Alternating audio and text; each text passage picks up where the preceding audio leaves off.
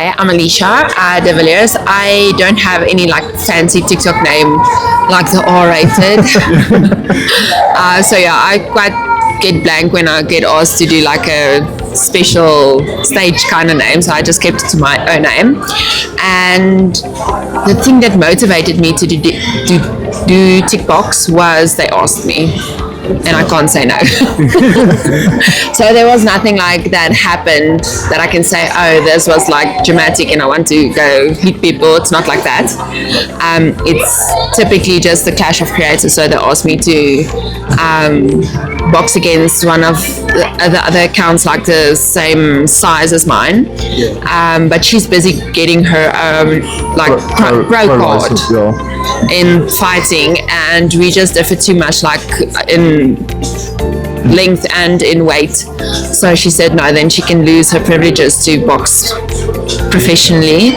So she said no. Then I had another girl, and then she like cancelled. And then I went to the TikBoks management, and I told them I still want to be part. Can they not just like make me MC or something? So, and then they finally got a girl. So I'm boxing against Joni. Yeah, so yeah, quite excited. Definitely. And I don't know why he joined TikBoks though. I don't know if it's got like frustration. So mine basically, I'm Renier and Alicia. So on TikTok my handle is the R-rated, basically for the Renier rated version, but my handle is RDB Hybrid Training. So for me, as well, it's like we got randomly approached by Dandre from the TikBoks management after one of our TikTok posts, and he asked us, will we be interested in doing TikBoks? And I didn't know what it was, so asked him to send us some detail, and yes, we joined up, got fights confirmed. And for me personally, it's something new, it's a new challenge, a new type of training, a new sport to participate in, and it's been a journey so far. No experience in it. So on the backstory for the origins of TikBoks is like, it's now the 6th edition. We are not so involved that we know the complete backstory. I only got involved now, but by other creators, the two that started the TikBoks and with journey we've been following. So from the other creators that started the TikBoks journey and whose journeys we've been listening to and following, it's a lot about mental health awareness for them, people with very harsh backstories of physical abuse, alcohol abuse, drug abuse, all those things, and I think they're using TikBoks as a platform to raise awareness for people going through that and struggling, and see there is other methods on how to cope with your difficult situations in life. Yeah, so for me, we may not have that kind of backstory that we went through the same shit as them, things as them. But yeah, so for me, it all started on my TikTok videos where I created awareness about men's mental health in relationships where husbands feel like they are providing and the women are just like, there's no like the physical part of the relationship is not healthy. It's just they have like this you have this life partner, but you're more roommates than anything else. And yeah, a lot of men feel that they put in the effort and they're giving all, and they're not just getting the same from their wives. So yeah, that's where all that mine started, was a video from that where I asked women like, you worry about your husband like not helping to bath the kids, but have you asked him what made him smile today, and do you look like after his emotional needs, because we tend to forget that men also have emotional needs. So that's where my whole thing started, was a video like that. It wasn't as clean as this, but same story. That was the vibe. So that is where I got involved, and then I started like just mentioning from both sides, because then the men, it creates a lot of comments obviously where people give their opinion regarding this. And I'm not like a people's pleaser, so if someone disagrees, I would tell them, okay, listen, this and this and this. And when the men say, yeah, but my wife doesn't do this, and I'm like, okay, straight up, dude, but do you give your this and this and this? So yeah, that's where that all started, and it's quite fun. I love the community with TikBoks and the whole TikTok community. They're more supportive than your own family. So we are quite outcasts. Like from my family side, I am definitely the black sheep. They come out of a very religious background and things, and yeah, I'm just not in that way. I'm totally outcast. How has your relationship with mental health influenced your decision to get involved in boxing? So for me, the mental health was to like stop worrying what people think of you and just be yourself, to finally get out of this, because the community we live in is they want to put you in boxes. So if you're a mom, you're not allowed being sexy. If you are a wife, you're not allowed posting anything single wise, and they keep putting everything in a box. And for me, that was just like to not be fit in anywhere, because you don't fit into anyone's boxes. If you're next to the rugby field, if you're shouting at your kid and supporting your kid, we're not part of the clique of the people, because we don't conform to, okay, we have this boring conversations about, oh, my husband is not supporting me, and then discussing other people. So we don't fit in with those crowds, because we easily call bullshit and say, okay, listen, do you want to phone Karen, and quickly ask Karen instead of talking behind her back. So we like that, and it's frowned upon. It's frowned upon that you're not like this perfect person. You're not allowed having like all these different kinds of things to do.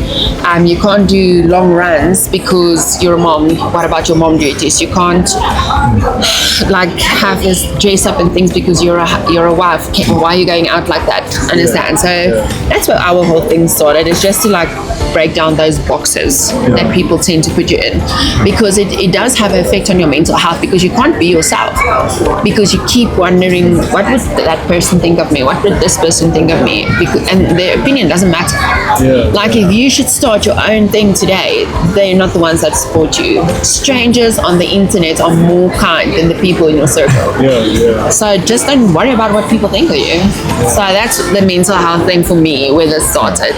So from my point of view on that, it's like everybody struggles with mental health sometimes in their life. It's like you have an off day or you have an off week, and things are not so, but quickly realize that even though we're still on the smaller side of TikTok and stuff, but the outreach from community, and it gives you a platform to actually speak your mind, tell people how you're feeling, and you get this whole community of supportive people. And like she mentioned, it's better than what we're receiving from close friends and close family and stuff, because you don't have that comfort to talk to them about mental health situations, because it's a thing in the past, like you need to be a man up, and you can't cry and you can't have emotions. You can't have emotions and stuff. And this with the boxing, didn't get into the boxing because of these mental health issues and stuff, but to create the awareness for other people to say you're not alone. You're not alone in it. And the boxing itself doesn't really represent it, but it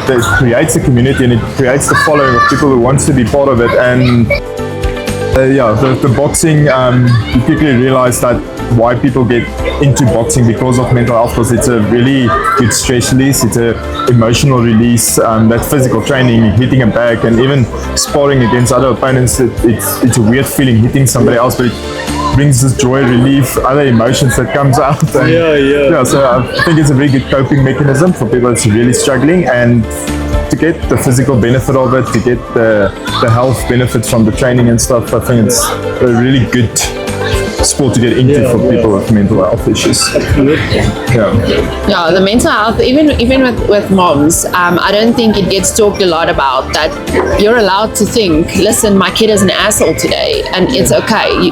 But I think the whole thing about our channel is we are very transparent. We don't create this false thing online to say, oh, I'm a perfect mom. Like, I like packing lunches, but if they get up crying, it's an emotional thing to start your day off with, crying and getting 3 kids ready for school and it's okay. It's okay if you tell, okay, just stop being an asshole. It's fine. You're not a bad mother because of it. But social media dictates, listen, you have to be this soft. You have to be that type of person to be considered a good mom. And that's not true. It's not, you can't keep up with that. It's not realistic. So yeah, just on all the platforms, it's okay. So true. Now, what has been your most memorable moment since joining TikTok? Yes, for me, definitely the outreach from strangers, like the support you get from them and stuff. It's overwhelming. You don't really expect so many people to care about you and stand up for you.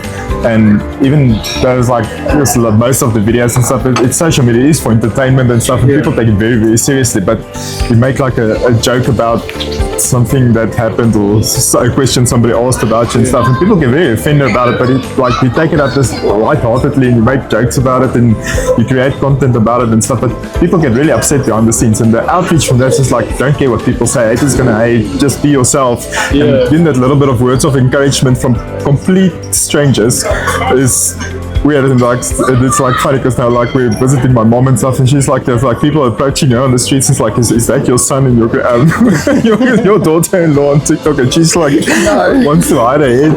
And so because that's the whole thing, is like you need to get out of that comfort zone and be comfortable with who you are without worrying about people going to judge you, because you get actually so much support from complete strangers that's really unexpected. Be out of the box. Definitely. Yeah, so that's very fun for me. My most memorable would probably be that I called into the principal's office for a post I made from the kids' school. I'm like 33 years old and still getting called into the office. So it was just a joke, like he had like a grade or opening day, and I was just like giving a realistic tour, like listen, it was just like a random funny thing, and I said, oh, this is like the stand where your kids can get like a worm and have like a rash on his feet, or this is the classes where the kids keep like making each other sick. And the school said, no, it's in bad lighting of the school. That there's no physical evidence that they have ringworm in the sand. I'm like, oh my God. Like every sandpit has it. So that was quite memorable for me, that even because on TikTok we don't have our close friends, family is really on our TikTok. So they watch from a distance, but they don't interact at all. Yeah. Where that's more like for your Facebook side. Yeah. So that was quite memorable for me, that I cannot believe at 33 years old I still get called into the school's office. Now, boxing, because we're participating in TikBoks soon, boxing can be physically and mentally demanding. What have been some of the biggest challenges that you guys have faced? Getting babysitters for the kids. Wow, we need to train. Definitely. Yeah, it's quite difficult to take them with for training. But it's okay, it feels your age. Yeah, but from the boxing itself, it was something to get used to, because we generally fit, we run a lot and train a lot, so we don't really have fitness still, issues. We were broken. We were broken from the first few training sessions, and that was just hitting punching bags. It's a complete different thing. Yeah, and then from our first sparring sessions, for me, that's something I really had to get used to. Was like the first time I hit my opponent, I first I didn't know what to do, and I stopped and I wanted to apologize for hitting him, man. And he's obviously like an amateur boxer in South Africa, and he's been training for many years to box, and from him it's instinct, so he just kept going and I want to apologize, and he just hits me back and it goes. So it's something to adapt to. It's something you need to get used to to be able to train with somebody, hit somebody, and then you walk out and you're like best friends. There's no harsh feelings. So that was something kind of weird to get over with. Used to with the boxing. But I know there was like a publicity thing where they kind of want drama because it attracts people. But we said we're not going to do that. So we do not want to be part of the TikTok drama. So we are keeping it very clean, and there's no drama compared with our fighters. There's a bit of the comments and here and there, but it's not proper drama. I'm gonna kill you vibe. It's not that. Has TikBoks community impacted your relationship with your followers, and have you received any meaningful messages? Yes, so from the TikBoks itself, the people that's participating in TikBoks is quite an interesting crowd. So it was actually now last weekend we met most of them at the press conference for the event, and yeah, it's like people from all different backgrounds, all different stories, but such a nice following and actually nice community to be a part of.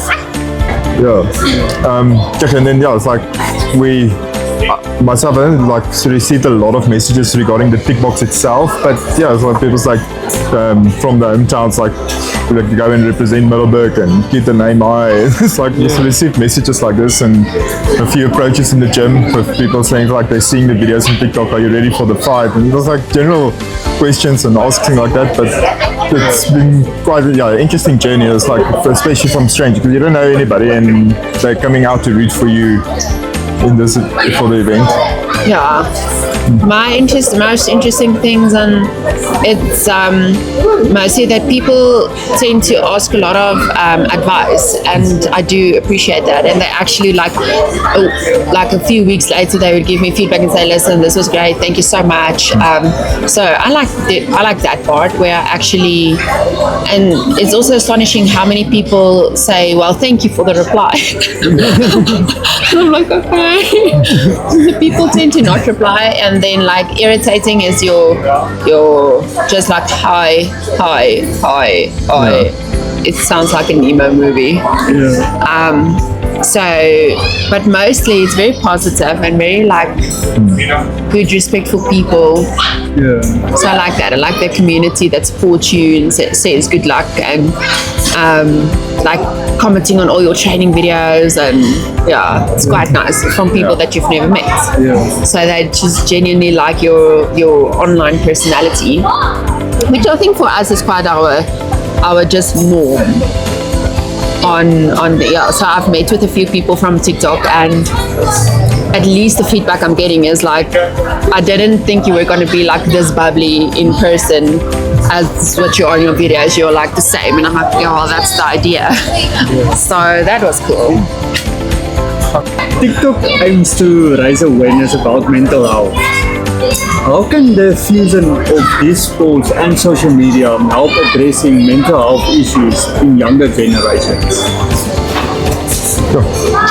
I think the most important message, and I think that what social media can assist with, and the event that we're doing can assist with, is like to tell people it is okay to actually talk about your mental health, and raise the awareness and make people aware that you have a mental health issue or there's something bothering you, just to be able to have the platform to speak your mind, open up about it instead of keeping it to yourself and fighting the battle alone.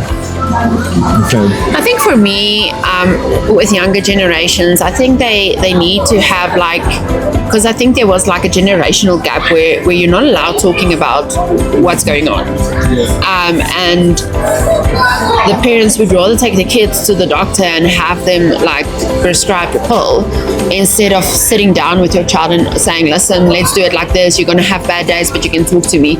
Instead, that is for me, that is what I would like for the younger generation to actually get out of this, that you don't need to take medication.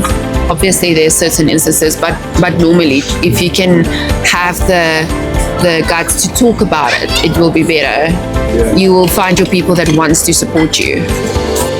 What are your goals for your continued involvement on TikTok, and how do you see the platform evolving in your life further down?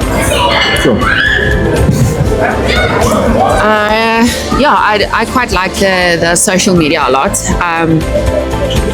It's just from day one I was like very comfortable to make videos and post things. Obviously I'm still a girl, the angles needs to be right and all that.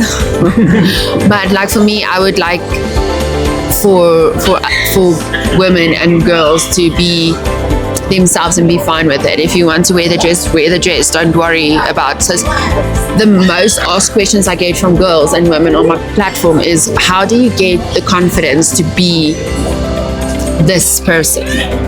So it feels like it's and I didn't grow up like that. I was in a house where I was constantly told, listen, you need to lose weight because your legs are touching each other. It's not pretty. It doesn't help you've got a pretty face and your body looks like that.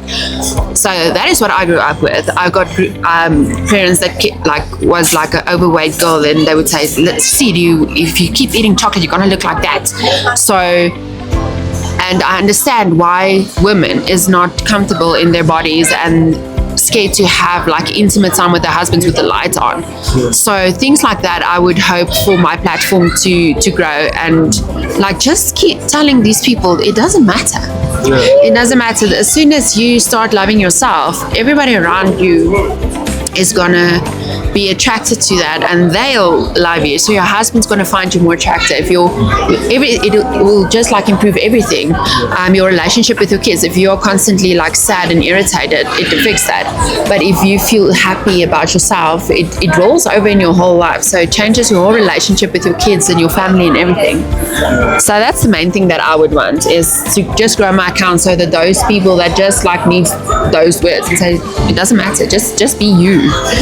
People will love you. They will find you. Your crowd will find you. I mean, I'm inappropriate as hell, and I'm not getting. There's no girls on my page. They're like, except for one, but they're like, oh, I won't trust my husband or you. They're not like that. They're like, okay, I want to be this. I want to be this happy and support my husband and start asking him daily and just be more engaging. So as long as it has like a positive out view, it's fine. Yeah, so my page is like my goal at the end of the day.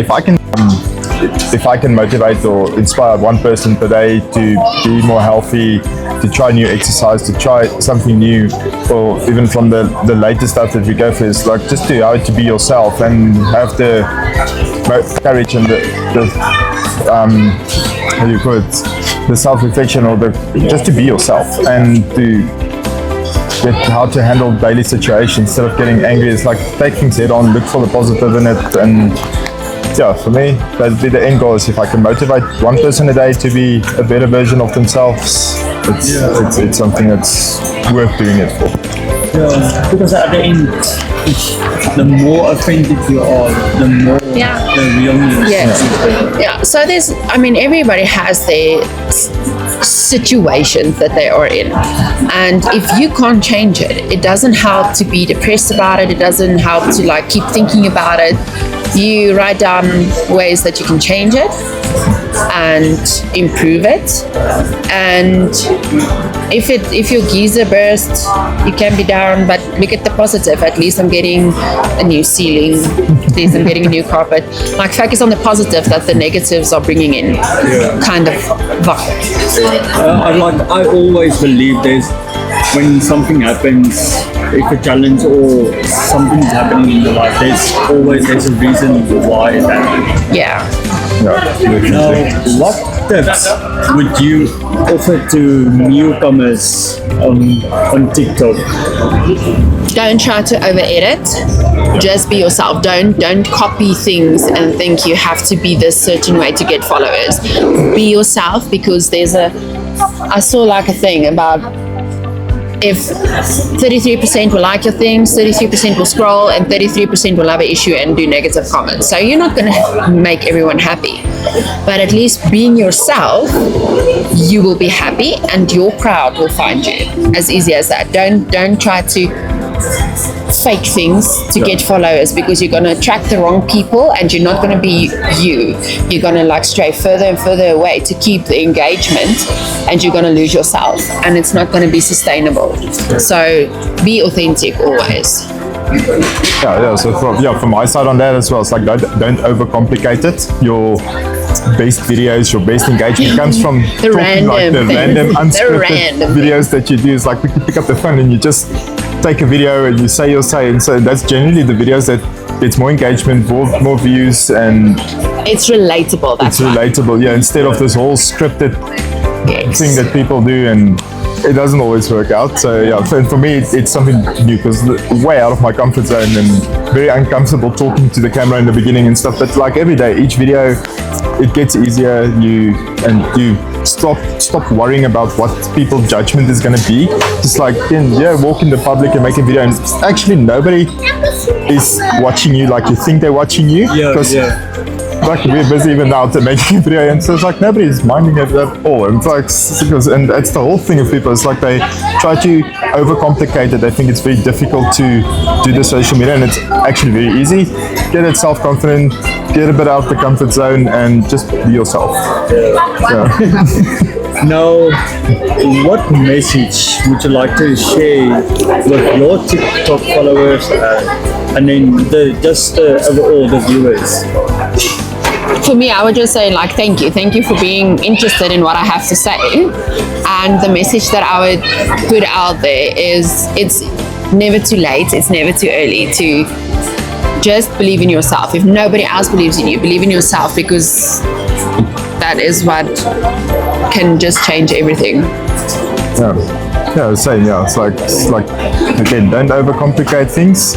It's fantastic, the outreach, the support, the engagement we get from complete strangers and stuff. It's really awesome, and it's like if I can motivate one person a day to be a better version of themselves, I'm happy. And it's like we will continue bringing the entertainment.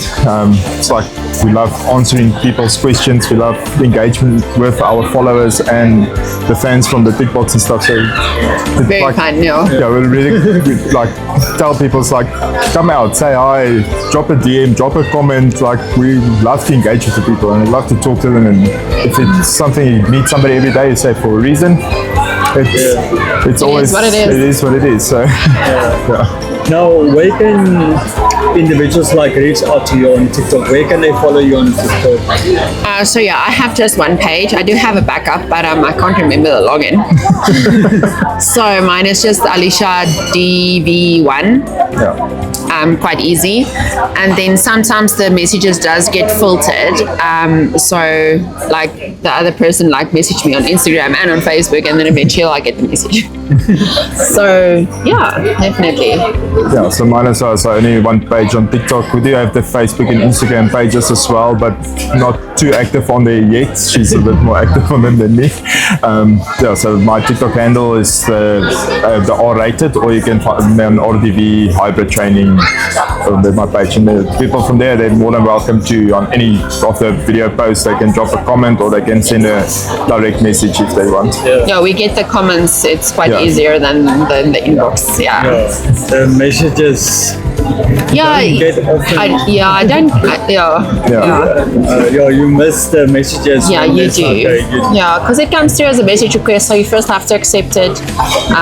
Sometimes it gets lost.